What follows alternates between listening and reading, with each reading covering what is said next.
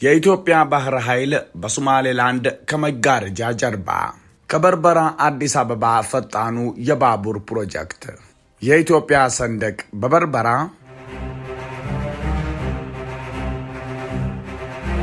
የአፍሪካ ቀንድን ሙሉ በሙሉ በበላይነት ለመቆጣጠር የሚደረገው ድምጽ አልባ ጦርነት ከህዝብ አይን ተሰውሮ ከጀርባ በከፍተኛ ፍጥነት እየተከናወነ ይገኛል። ሶማሌላንድን ማዕከል ባደረገው ትግል ከመጋረጃ ጀርባ ባለው ዲፕሎማሲያዊ ትንቅንቅና ጂኦፖለቲካዊ ቁማር ትልቆቹ ዓለም አቀፍ ኃይሎች እየተቀላቀሉት ነው። ኢትዮጵያ ድምጿን አጥፍታ በበርበራ በሚገኘው ሞቃት የባህር ዳርቻ ላይ የጨዋታው አካል መሆኗ ከሰሞኑ ሹክ ተብሏል። በሶማሌላንድ በርበራ አዳዲስ ወታደራዊና ኢኮኖሚያዊ መሰረተ ልማቶች በከፍተኛ ፍጥነት እየተገነቡ ይገኛሉ። አሁን ለሀርጌሳ እውቅና ከሰጠችው እስራኤል በተጨማሪ ፈረንሳይ ከህዝብ አይን የተደበቀ የጦር ካምፕ እየገነባች መሆኑ ሲሰማ እዚህ ውስጥ ኢትዮጵያም ከጀርባ ተገኝታለች። ሰላም ጤና ይስጥልን። ይህ ሰሞነኛ ሰምታችኋል ነው። ዛሬ በጎረቤት ከፖለቲካ ስለዘለለውና በሶማሌላንድ እየተከናወነ ስላለው ዓለም አቀፍ የቼዝ ጨዋታ እናነሳለን። ፈረንሳይ ወደ ሶማሌላንድ ስትሳብ ኢትዮጵያና ባህር ኃይሏ ወደ በርበራ በድብቅ ተስበዋል። ምን ይሄ ብቻ የተረሳ በመሰለው የሶማሌላንድና የኢትዮጵያ ስምምነት ላይ አንድ ትልቅ እመርታ ከሰሞኑ ብቅ ብሏል። የኢትዮጵያና የምስራቅ አፍሪካን የንግድ መስመር በዘላቂነት የሚቀይር በቢሊዮን የሚቆጠር ገንዘብ የሚፈስበት ግዙፍ የባቡር ፕሮጀክት ከአዲስ አበባ ሀርጌሳ ሊሰመር መሆኑ ተሰምቷል። አንድ ሁለት ብለን እንመለከተዋለን። ሰሞነኛን ላይክ፣ ሼር እንዲሁም ሰብስክራይብ እያደረጋችሁ ቆዩን። በማይታመን ዋጋ በቡልጋሪያ አፍሪካ ህብረት አጠገብ በካሬ 89 ሺህ ብር ብቻ ታላቅ ቅናሽ አዘጋጅተን ብቅ ብለናል። ለ10 ደንበኞች ብቻ የሚቆይ ባለ 1 መኝታ 81 ካሬ 100% ለሚከፍሉ በ5.5 ሚሊዮን ብር በቅድመ ክፍያ 7 ሚሊዮን ብር ሲሆን 10% ቅድመ ክፍያው 700 ሺህ ብር። 111 ካሬ 100% ለሚከፍሉ 7.8 ሚሊዮን ብር በቅድመ ክፍያ 9.8 ሚሊዮን ብር ሲሆን 10% ቅድመ ክፍያው 900 ሺህ ብር። ባለ 3 መኝታ 134 ካሬ 100% ለሚከፍሉ 9.4 ሚሊዮን ብር በቅድመ ክፍያ በ12 ሚሊዮን ብር 10% ቅድመ ክፍያው 1.2 ሚሊዮን ብር። በአጭር ጊዜ ውስጥ በርካታ ቅንጡ አፓርትመንቶችን ለደንበኞች በማስረከብ የምስጋና ምስክርነት ያገኘው ታማኙ ድርጅታችን አሁን ደግሞ ከ20 ካሬ ጀምሮ የንግድ ሱቅ አማራጮችንም ይዘንሎት መጥተናል። ምን ይጠብቃሉ? አሁኑኑ በ0990 1500 08 ላይ በመደወል ይመዝገቡ። የበርበራ አይሻ ፈጣኑ የባቡር ፕሮጀክትና የጦር ስልጠናው የሰሞኑን የመጋረጃ ጀርባ ጨዋታ ለመረዳት በቅድሚያ በይፋና በአደባባይ እየተከናወነ ያለውን እውነታ ማንሳት ያስፈልጋል። በኢትዮጵያና በሶማሌላንድ መሪዎች መካከል እንደ አውሮፓውያን አቆጣጠር ጥር 1 ቀን 2024 ታሪካዊና አነጋጋሪው የመግባቢያ ሰነድ መፈረሙ ይታወሳል። ብዙ ጫጫታ የተነሳበትና ሞቃዲሾን ጨርቋን ጥላ ልታብድ ያደረሳት ይህ ስምምነት እንደ አፍሪካ ህብረት ባሉ አካላት ተጽዕኖ ስጋቱ አንካራ ላይ እንዲረግብ መደረጉ አይዘነጋም። ይህ ስምምነት የተዘነጋ ቢመስልም ከጀርባ ግን ወደ ተግባራዊ እንቅስቃሴ ተሸጋግሮ ተገኝቷል። ይህም በሁለት መልኩ እየተገለጠ ነው። በባቡር ፕሮጀክትና በወታደራዊ ድብቅ ስምሪት። የ3 ቢሊዮን ዶላሩ መስመር በተባበሩት አረብ ኤሚሬቶች የፋይናንስና የሎጂስቲክስ ሙሉ ድጋፍ የተጠነሰሰው ይህ ፕሮጀክት ከሶማሌላንድ ከተሻሻለው የበርበራ ወደብ ተነስቶ በስትራቴጂካዊቷ የድንበር ከተማ በቶጉ ጫሌ በኩል አድርጎ ወደ መካከለኛው ኢትዮጵያ በአይሻ በኩል የሚዘልቀው ከ250 እስከ 310 ኪሎ ሜትር የሚረዝመው ፈጣን የባቡር መስመር ግንባታ ነው። ፕሮጀክቱ ከወረቀት አልፎ በሳምንታት ውስጥ ወደ ተግባር እንቅስቃሴ ተሸጋግሯል። ለዓመታት የባህር በር የሌላት ኢትዮጵያ ከአጠቃላይ ዓለም አቀፍ ንግዷ 90% በላይ በጅቡቲ ወደብ ላይ ጥገኛ ሆና ቆይታለች። ይህ በቢሊዮን ዶላር የሚገነባው የባቡር መስመር ግንባታ ግን የጅቡቲን ጥገኝነት የሚያላቅቅ ነው። ኢትዮጵያ በዚህ መስመር በትንሹ 20% ወጪና ገቢዋን በበርበራ በኩል ማሳለጥ ትችላለች። ስምምነቱ ወደ ተግባር እንዲሻገር ከሰሞኑ ኤሚሬቶች ሀርጌሳ እንዲሁም አዲስ አበባ የይለፍ አረንጓዴ መብራት አብርተዋል። የ8,000 ወታደሮች ሚስጥር የሶማሌላንድና የኢትዮጵያ ስምምነት ወደ መሬት እየወረደ ስለመሆኑ ሌላው ማሳያ 8000 የሶማሌላንድ ወታደሮች ናቸው። በቅርቡ ይፋ የሆኑ ወታደራዊ ምንጮች አንድን ትልቅ ታሪካዊ ክስተት አሳይተዋል። የሶማሌላንድ የምድር ጦር ዋና አዛዥ ጀነራል ኑህ እስማኤል ታኒ ከወራት በፊት በቶጉ ጫሌ የድንበር ከተማ በመገኘት ለስልጠና ወደ ኢትዮጵያ የሸኟቸው 800 ገደማ የሚጠጉ የሶማሌላንድ ወታደሮች ጥንቅቅ ባለ ክህሎት ወደ ሀርጌሳ መመለሳቸው ሹክ ተብሏል። ታዲያ እነዚህ 8000 ወታደሮች ገና የመጀመሪያ ዙር ሰልጣኞች ብቻ መሆናቸው ነው የተገለጸው።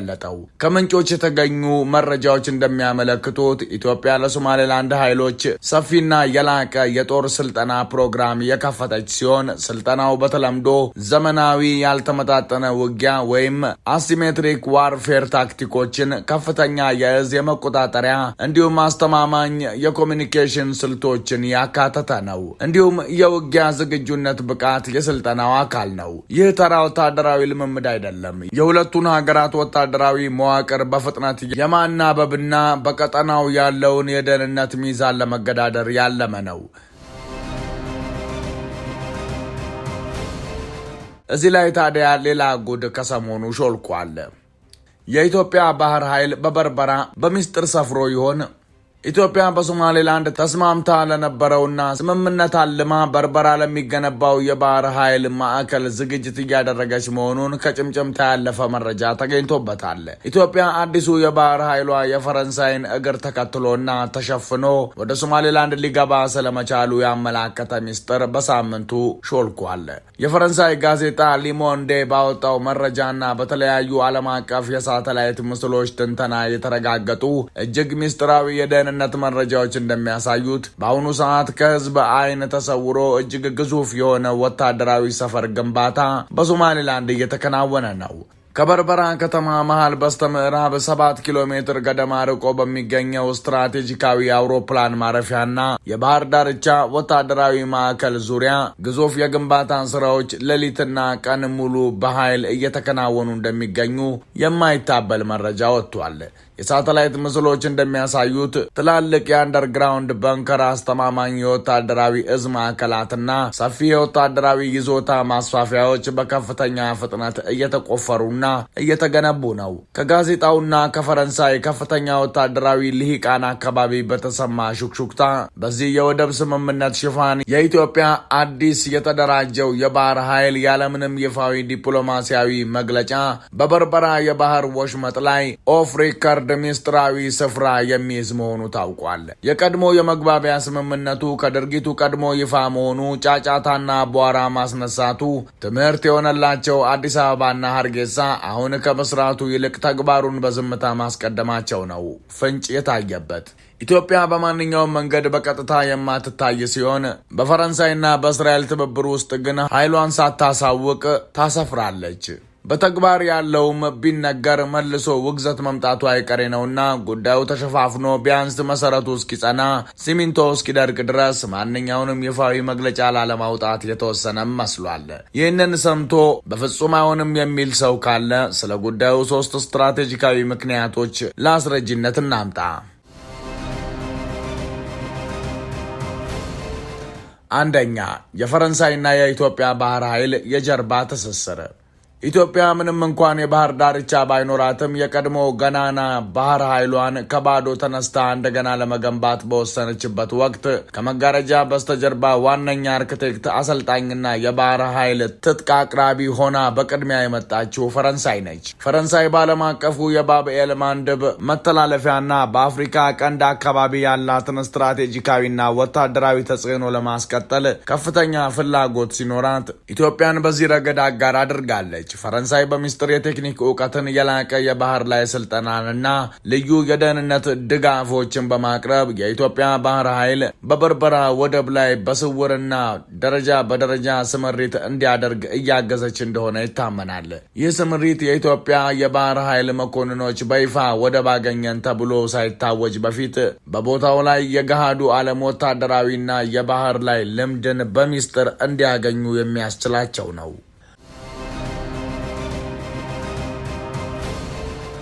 ሁለተኛ፣ የኔታንያሁ ሄክሳጎንና ሬድ ሲ አክሲስ ስትራቴጂ።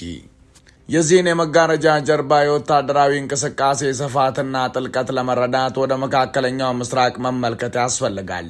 በየመን የሚገኙት የሁቲ አማጽያን በዓለም አቀፍ የንግድ መርከቦች ላይ የሚያደርሱትን ጥቃት ለመመከትና የቀይ ባህርን ደህንነት ለመጠበቅ የእስራኤል ጠቅላይ ሚኒስትር ቤንያሚን ኔታንያሁ ሄክሳጎን የተሰኘ ሰፊና ድምፅ አልባ የደህንነት ጥምረት ካለፉት ወራት በፊት አውልደዋል።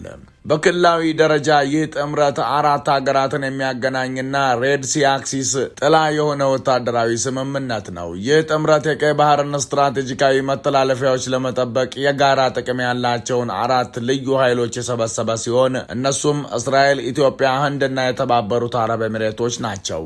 እስራኤል ይህንን ለማስፈጸም በይፋ ለሶማሌላንድ እውቅና ሰጥታ ስታበቃ ጥምረቷን ይዛ ወደ በርበራ ተጠግታለች። እስራኤል ካሁኑ የላቁ ኤሌክትሮኒክስ መሳሪያዎችን፣ የጥልቅ ባህር ቅኝቶችንና የከርሰ ምድር የደህንነት መረጃዎችን እያቀረበች ስለመሆኑ ይነገራል።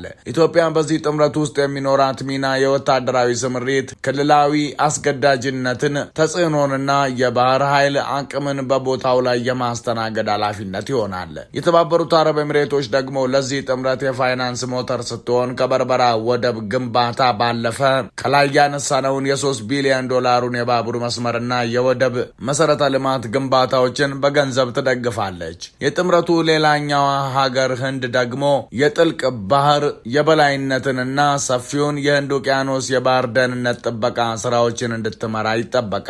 ህንድ ይህንን ካሁኑ እያስተገበረችው ይገኛል። እስራኤል በኤደን ባህረ ወሽመጥ አካባቢ የሁቲዎችንና ሌሎች ተቃዋሚዎችን እንቅስቃሴ ለመቆጣጠር ካሁኑ ዶልፊን ክላስ ሰብማሪንስ የባህር ሰርጓጆችን አሰማርታለች። እስራኤል ከአረብ ሀገራት ሊግ እና ከቀጠናው ሀገራት የመጣውንና ሊመጣ የሚችለውን ዲፕሎማሲያዊ ቁጣና ውዝግብ ለማስወገድ የሚመች ወታደራዊ ስምሪት በአርጌሳ አድርጋለች።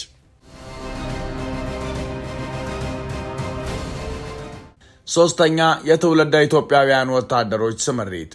ኢትዮጵያ አዲሱን የባህር ኃይሏን እዚህ ውስጥ ስታስገባ ታዲያ ባህር ኃይሉ የሀገሩን ባንዲራ ይዞ አይገኝም፣ ሊታይም አይችልም። ይህ ምናልባት በአፍሪካ ቀንድ የጂኦፖለቲካዊ ቼዝ ጨዋታ ውስጥ ከተደረጉት ስልታዊ አስገራሚ እርምጃዎች ዋነኛው ሊሆን ይችላል። መደበኛ የእስራኤል መከላከያ ኃይል IDF ወታደሮች በበርበራ ጎዳናዎች ላይ ሲራመዱ ወይም ወታደራዊ ራዳሮችን ሲተክሉ መታየት ወዲያውኑ በትልቅ የፖለቲካ ፍንዳታ ቀጠናውን የሚበጠብጥ ነው። ይህንን ውዝግብ ሙሉ በሙሉ ለማለፍ እስራኤል በራሷ ወታደራዊ መዋቅር ውስጥ ያለውን እጅግ ልዩ ሀብት እየተጠቀመች መሆኑን ተንታኞች ይናገራሉ። እሱም ትውልደ ኢትዮጵያዊ የሆኑ አይሁዳውያን ወታደሮችና መኮንኖች ስምሪት ነው። እነዚህ ወታደሮች በእስራኤል የላቀ ወታደራዊ ማዕከል ውስጥ በከፍተኛ ደረጃ የሰለጠኑ ቢሆንም አንድ ትልቅ የተፈጥሮ ስጦታ አላቸው። መልካቸው በቦታው ካለው ማህበረሰብ ጋር መመሳሰሉ ነው። እዚህ ላይ ምን ያህል የቤተ እስራኤል ወታደር ወደ በርበራ ይገባል በሚለው ለሚነሳው ጥያቄ መልሱ የቴል አቪቭን መለዮ የለበሰ የኢትዮጵያ ባህር ኃይል ሰራዊት ሊባል የሚችል አወቃቀር ነው። ይህ የመጋረጃ ጀርባ ጨዋታ ታዲያ ክልላዊ ድንጋጤን ፈጥሯል። በተለይም በጅቡቲና በሶማሊያ ላይ። ጅቡቲ በኢትዮጵያ የትራንዚት ንግድ ላይ የነበራት የብቸኝነት የበላይነት በዚህ አዲስ የበርበራ የባቡር መስመር ምክንያት ስጋት እንደተጋረጠበት መረዳቷ በሶማሌላንድ ላይ በሰጠችው ወታደራዊና ዲፕሎማሲያዊ ምላሽ ይታያል።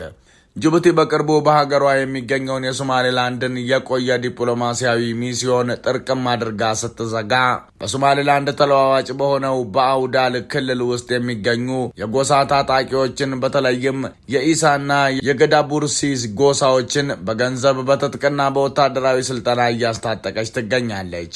ይህ የስምምነቱ ከመጋረጃ ጀርባ ወደ መሬት መውረድ ያመጣው እውነት ነው። ሞቃዲሾ በበኩሏ የቱርክን ጦር ከለላ አድርጋ ለመቆም ጥረት እያደረገች ነው። ቱርክ F-15 ጀቶቿን ጭምር ወደ ሞቃዲሾ አስገብታ ሰንብታለች። እንዲህ ቢሞከርም መሬት ላይ ያለው እውነታ ግን ተሰረዘ። ድምፁ ጠፋ የተባለው ስምምነት በዲፕሎማሲያዊ መግለጫዎችና ጫናዎች ሊቆም ከሚችለው በላይ ከመጋረጃ ጀርባ ቆሞ መራመዱን ነው።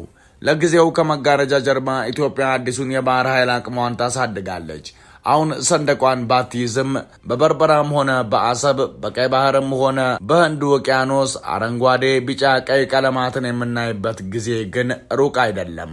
እኛ እዚህ እናብቃ፣ እናንተ ሀሳብ ስጡበት። ሰናይ ጊዜን ተመኘን። ሰላም በምድራችን ላይ ይስፈን። ሰላም።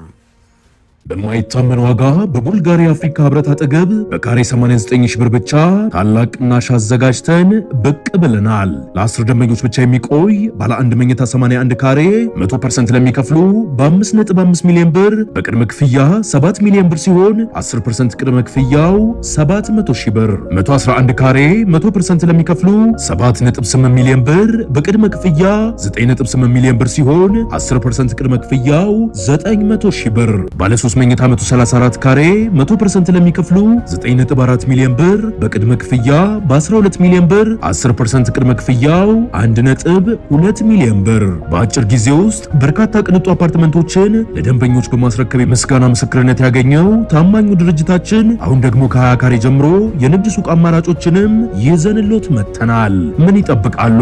አሁኑኑ በ0990 1500 08 ላይ በመደወል ይመዝገቡ።